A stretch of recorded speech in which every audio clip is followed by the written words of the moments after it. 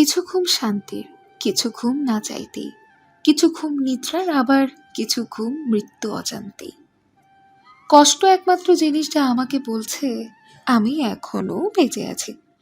যখনই আমি কাউকে বিশ্বাস করতে শুরু করি তখন সবচেয়ে বেশি আঘাত পাই। আমি তোমাকে দেখতে পাই, যখন আমি চোখ খুলি আমি তোমাকে মিস করি।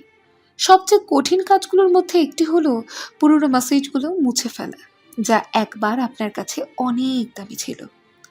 আমি যখন কষ্টে থাকি আমি কষ্টের গান শুনতে পছন্দ করি, কারণ এটি আমাকে দ্বিগুণ কষ্ট দেয়।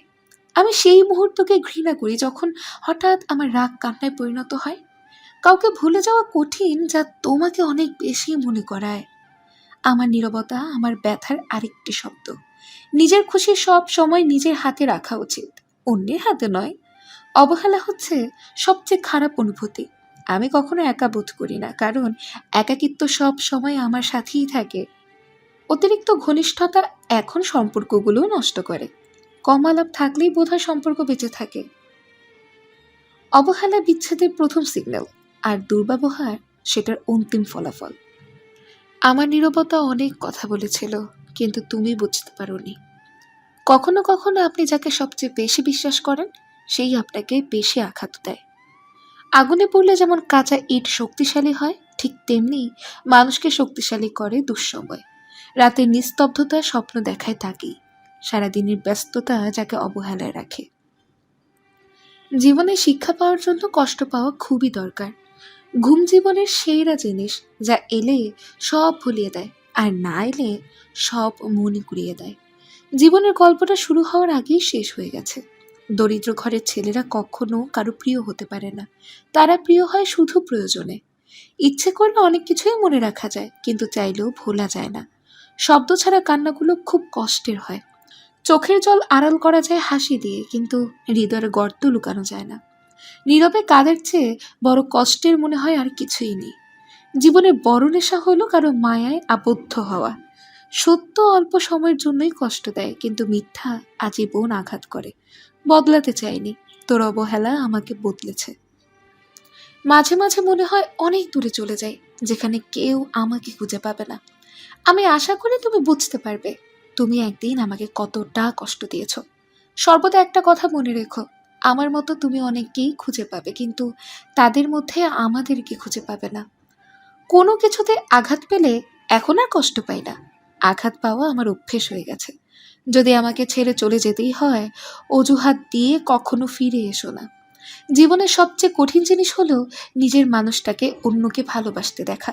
যখন তুমি একা বসে থাকো তখন তুমি একা নও, তোমার অতীত সঙ্গে থাকে।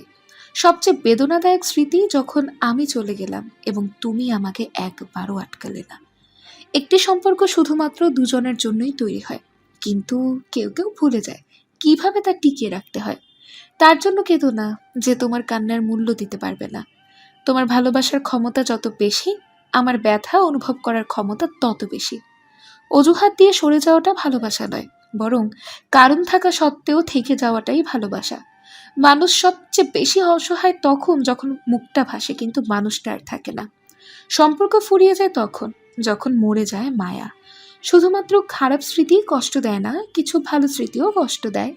একাকিত্ব হলো মানুষের অবস্থা, কেউ কখনো সেই স্থান পূরণ করতে পারে না। নীরবতা একটি মেয়ের সবচেয়ে বড় কান্না। তুমি এটাকে হিংসা বলো, কিন্তু আমি তোমাকে হারানোর ভয় বলি। স্মৃতিগুলো বেইমান নয়, মানুষ চলে গেলেও ওরা থেকে যায়। মাঝে মাঝে একা থাকা ভালো, কেউ আপনাকে আঘাত করতে পারে না। যদি কোনো মানুষ তোমাকে চায়, কিছুই তাকে দূরে রাখতে পারে না। যদি সে তোমাকে না চায়, কিছুই তাকে ধরে পারে না।